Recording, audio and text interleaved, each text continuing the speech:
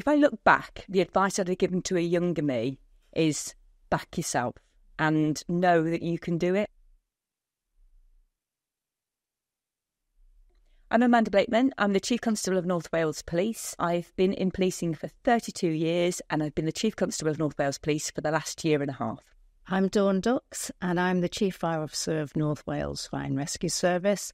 I've worked for Fire and Rescue Services for 27 years now and I've been the Chief Fire Officer for 2.5 years. When I was younger, I used to think that I had to be as tough as any man.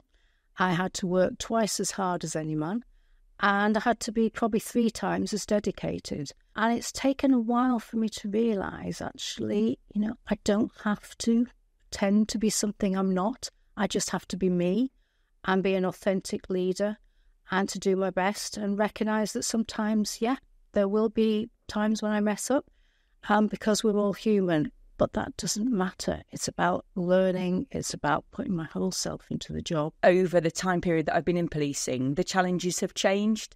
So when I first joined policing, it was very much a male-dominated environment.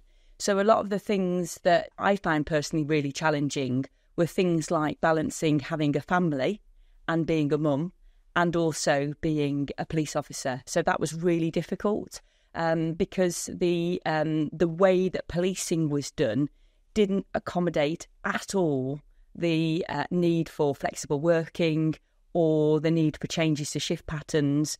So that time was really challenging and really tiring.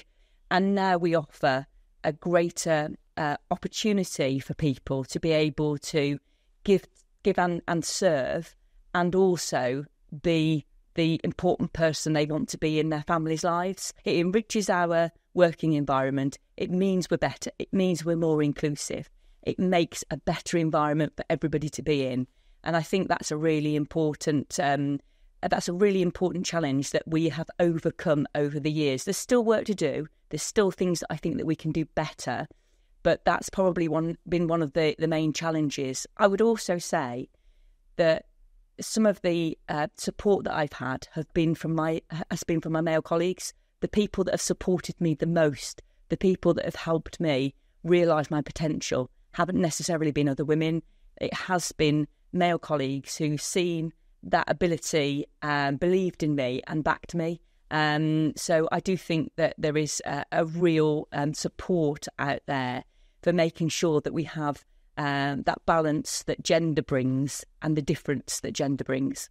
I think if you want a career that really means something, that you're there to keep people safe or you're there in their worst hour of need, then, join us in the emergency services. And also, some of the criticism that's been recently mentioned around the culture, well, we can always improve the culture, but we need you to be part of that culture and to join us. If I look back, the advice I'd have given to a younger me is back yourself and know that you can do it. Everything hasn't got to be perfect to move forward. And so really, take that opportunity to think about the skills you have got and to really come forward and sell yourself, because we need women across our communities to be there for our communities. And if we do, as Dawn says, want to make the changes that we need to see across policing and fire services and all emergency services to our culture, we need to make sure that we have those strong role models, those upstanders, those people that bring the difference. And my advice would be, put yourself forward. You will be brilliant. You'll have our support. And it is such a fantastic career to be involved in.